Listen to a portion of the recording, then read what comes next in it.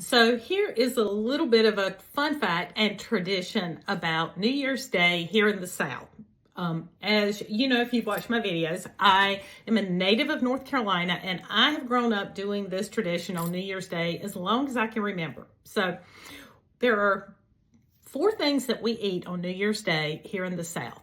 We eat greens, black-eyed peas, some type of pork meat. It must be pork, and cornbread.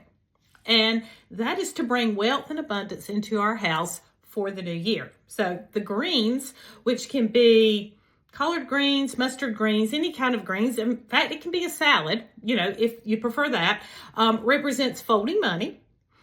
The black-eyed peas represents the coins, but it's not just because they're round. It's because when the peas are dry, and you soak them and get ready to cook them, they swell. And so that's supposed to bring, abundance into your house, bring more into, bigger.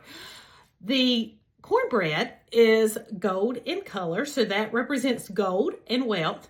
And then the reason we eat pork, which you can eat, a pork chop, you can do barbecue, pork barbecue, anything like that, is because, so chickens and turkeys, the reason you do not eat chicken, turkey, any kind of fowl on New Year's Day is because they actually scratch backwards. If you've ever seen a chicken rooting, if you're from, and I said that rooting, or pig's root, but chicken scratch, and you can tell, I grew up in the South.